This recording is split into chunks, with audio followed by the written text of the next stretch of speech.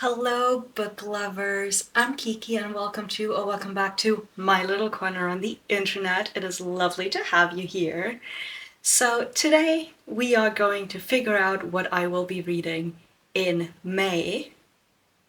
And what I did is I did a little update on my TBR wheel, and I've actually taken the time to put in the names so I don't have to search for the numbers because that was a bit time consuming and also annoying, especially when I was like reading stuff. And anyway, it is a new wheel, and I am going to spin this a couple of times. And then for this one, what I did is if I have a series, I put the series name on it, and then if I've already read parts of it, I will just put the next one in the series on my TBR.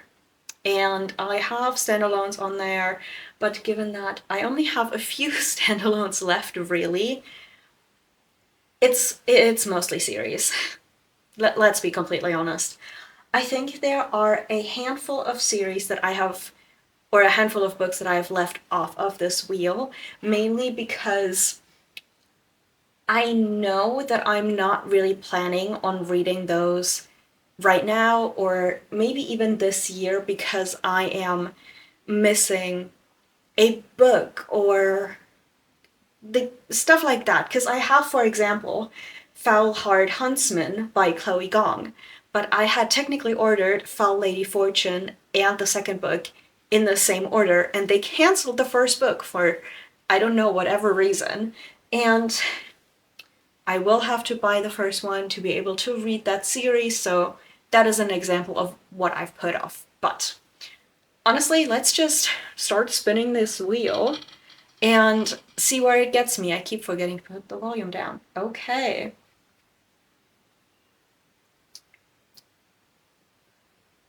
You know what? Why not?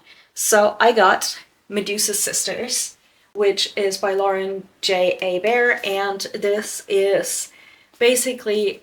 Actually, I don't know. I'm guessing it's about the other Gorgons as well. I am fascinated by Medusa's story, especially because there are several versions of it out there, and I always find it interesting which interpretation authors use when they're doing a retelling of it.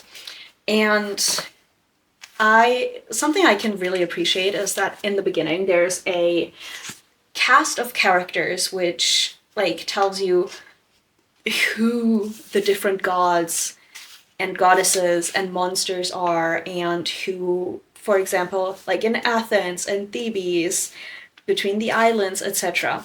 So, okay. Yeah, I'm guessing it's also written from the perspective of Medusa's sisters. And I'm actually excited for this. This is a good choice. I'm glad it's this one.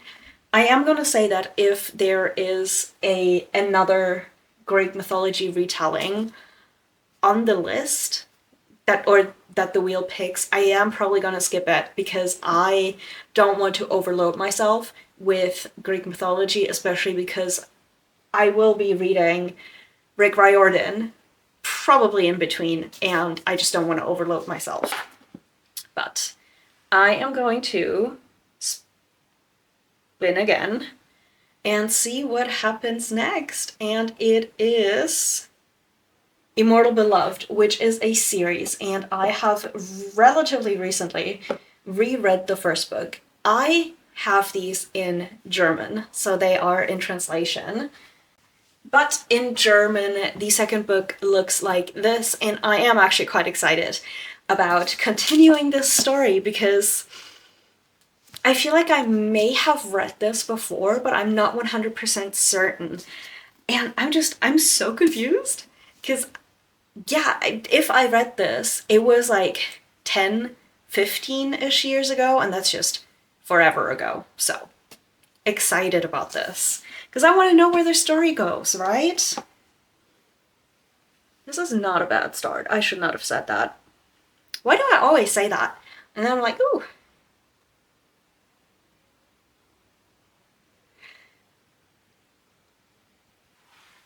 Okay, so there seems to be a typo. Because I honest to God do not know what this is supposed to be. Because it's I literally I cannot tell you. The only thing that I could think of is Erebus, but I know that I spelled that correctly in here. So I'm gonna figure out what that is, and then I'm just gonna spin it again, and for the next time figure out what the hell that is supposed to be.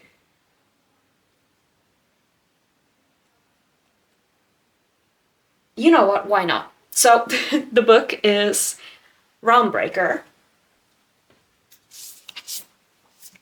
And I do own Realmbreaker as well as Bladebreaker. I do not own the third book yet, but this is a Victoria Aveyard. This is a big book. Oh my god. Oh, this is going to terrify me immensely, but we're gonna ignore that. And from what I've heard from the author online, it is heavily inspired by The Lord of the Rings. So this is going to be interesting. I do really like her covers though, because they are very like minimalistic and yet tell you a lot about what goes on in the book. So that is fun. Okay. Let's spin this again and see what happens. Oh. Why couldn't it have stopped on Emily Seymour? That would have been so much more fun, but it is what it is. At least, where is it? At least this is not like the start to a new series. This is, however, another German book, so yeah, this is the second book in a trilogy. I read the first one, I believe it was still last year, and I didn't. Oh, wait, maybe it was in January. But anyway, I wasn't sure about the first book, and I am going to give this a try, and if I end up just not liking this or not necessarily caring enough to continue, I will either DNF this book already or maybe DNF the third one. I don't know yet what's going to happen, but yeah, I had such high hopes from the just blurb for the first book in the series, but something was off for me. But it is what it is, and I'm going to try. That's 3 big books. I've got 4 books now. I am going to spin again. I'm like, I always like putting maybe more. Oh, I can't read that yet. So it's The Sun and the Star by Rick Riordan, but I need to finish the Kane Chronicles and then read the Magnus Chase books and read the Trials of Apollo before I can really start on this one. So we're gonna have to. Why did I put that on there? Maybe just because I was doing it. I don't know. But we're gonna spin again and see what happens.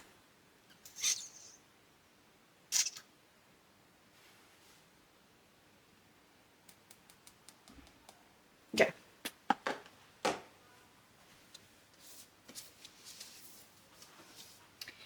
The book that just came up is called Winterwood, and this is by Shay Earnshaw, I believe.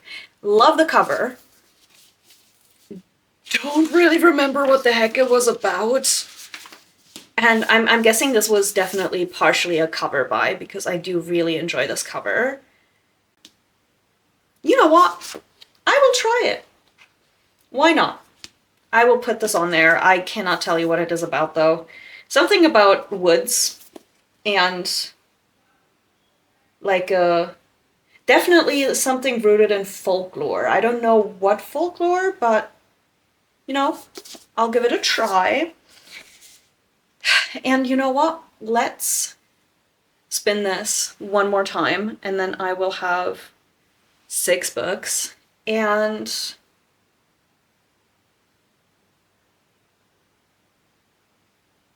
Can we ignore this spin? Because what I got is this, and I cannot tell you how little I want to be reading this.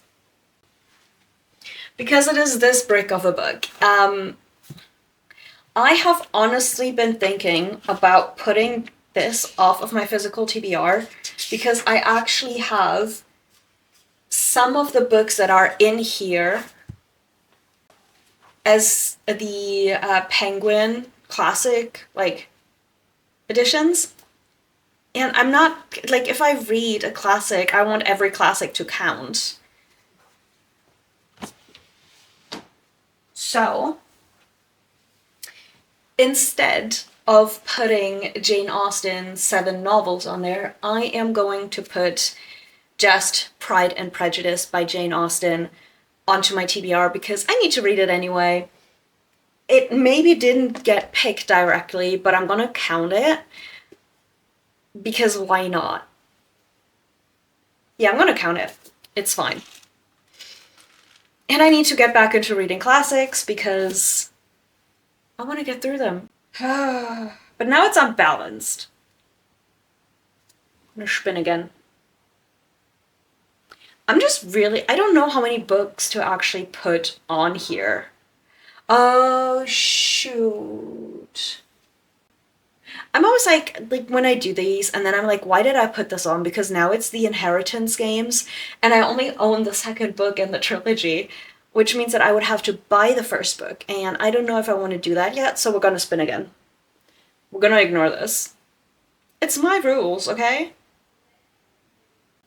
The frick is this? I am going to have to go onto my Goodreads and figure out what the frick Blackwood is. Or at least what it... Okay! Yeah, actually that's fine. That's fine. Where is it though? It's a German book, so it should be somewhere with the German hardcovers. Okay, so the book is called Blackwood, Briefe an mich by Britta Zabak, and I have nothing to say. I bought this because it was on sale. And German books don't really go on sale that much, so it's because it's like a damaged book, which I'm always like, ah yeah, definitely damaged. But anyway, I'm gonna try this, and I now have 4, 5, 6, 7. You know what? Let's really challenge myself here. And spin this again.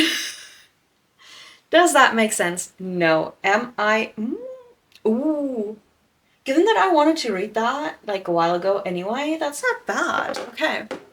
So I've got The Vanishing Half by Brit Bennett, and this is definitely going to be a nice, like, break, because I do have quite a bit of fantasy here. But then again, that's my most owned genre, so that's 8. You know what? We're gonna go until 10, and we're just gonna see what happens in May, because I might read all of these, I might not, I might DNF some, who knows? So 10, I feel, is always like a nice, clean number for a TBR for me.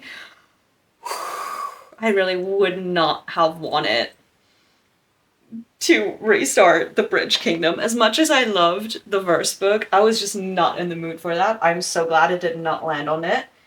It did, however, land on another book that is an absolute brick, which is the 3rd book, I believe, in the School for Good and Evil series, and this book has no business being this long. It is quite literally 655 pages long.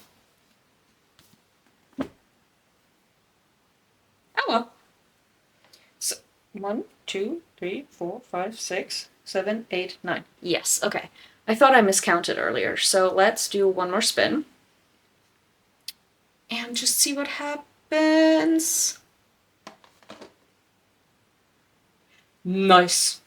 The last book that I will be putting onto the TBR for May is A Dictionary of Tolkien by David Day, which if everything works out the way that I might want it to work out, this might be the last one by David Day that I have to read.